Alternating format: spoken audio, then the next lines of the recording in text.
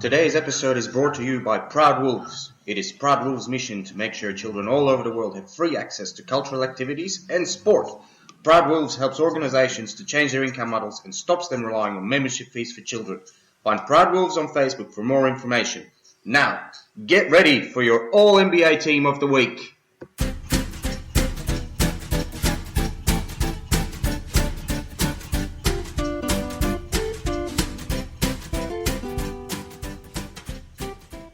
Goeiedag, enchantée, and welcome to this week's episode of A24 Presents All-NBA Team of the Week.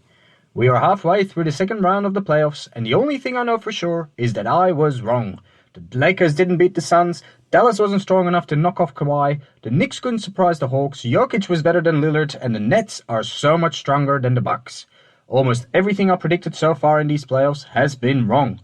But that's what makes these playoffs so exciting, the unpredictability. This week, we have selected 5 players that need to step up for their teams in order to make it to the conference finals. Get ready for your All-NBA Team of the Week. Before we move on, I'd like to talk to you about A24. A24 was created by Proud Wolves with the intention to provide children with an opportunity to learn and play basketball at their own pace and completely free. A24 created different courses to improve your basketball skills that are available on the website, but our real mission is to help disadvantaged children by building and upgrading basketball courts around the world, and to give them basketball gear to play with. Come and find our website, and please buy a t-shirt to support our cause. Now back to All-NBA Team of the Week. Pick one! Our first pick of the week is Paul George from the LA Clippers. Playoff P has not been playing as well as everybody, including himself, would like. Kawhi has been playing like one of the best players in the world these playoffs, battling it out with Luka and Mitchell Donovan. But the main reason the Clippers have been losing so many games is that Kawhi has not been getting the help he needs from his teammates, specifically Paul George. George has not been the defensive force he could be, and, just like last season, has not been contributing on the offensive end. Today, in Game 3 against the Jazz, the Clippers finally showed who they can be. Paul George and Kawhi scored both more than 30 points and made it difficult for the Jazz to score on the other end. That resulted in a 27-point win, and the Clippers are back in this series.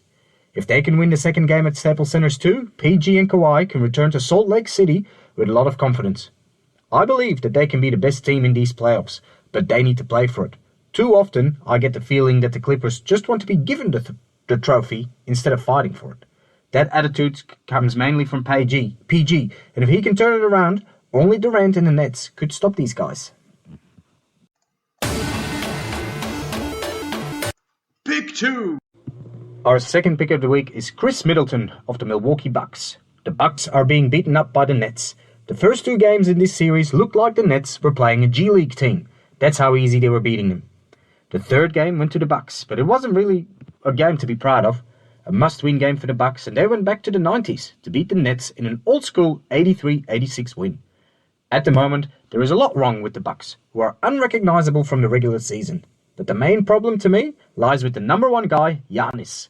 Giannis wants to play like KD on the other end, but he simply can't.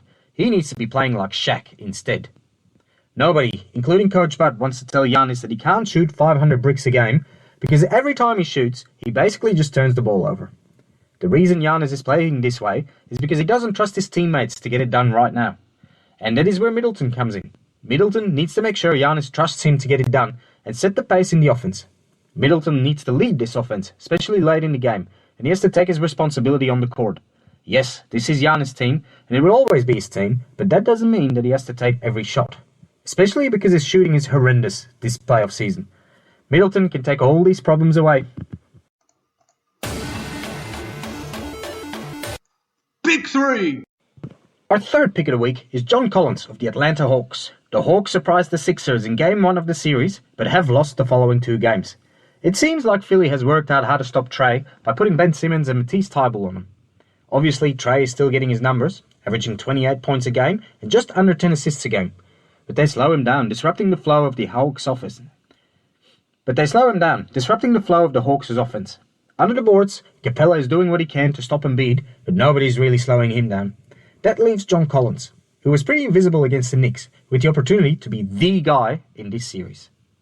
Collins is shooting 60, 40 and 10 from the floor this season, averaging just over 17 points and 7 boards a game. These are the same stats as during the regular season, but the Hawks need more. At the start of the series, it seemed like Embiid could have been out, and the Hawks could be surprising Philly. But Embiid is playing, and the only way for the Hawks to beat them now is to rise to the occasion. Trae and Bogdanovic are playing fantastic, and Gallinari and Huerter have been really strong coming off the bench. But the key to this series for the Hawks is Collins. Not your average Collins, but an incredible, max contract worthy John Collins. Pick 4! Our fourth pick of the week is Michael Porter Jr. from the Denver Nuggets. The Nuggets don't really stand a chance against the Suns, and chances are that they'll be eliminated when they play Game 4 on Sunday. On the other hand, the Nuggets have returned from 3-0 down twice last season, but this is not the same team as last season. Only Jokic is really doing anything at the moment. The rest are really not playing well enough to compete with the Suns.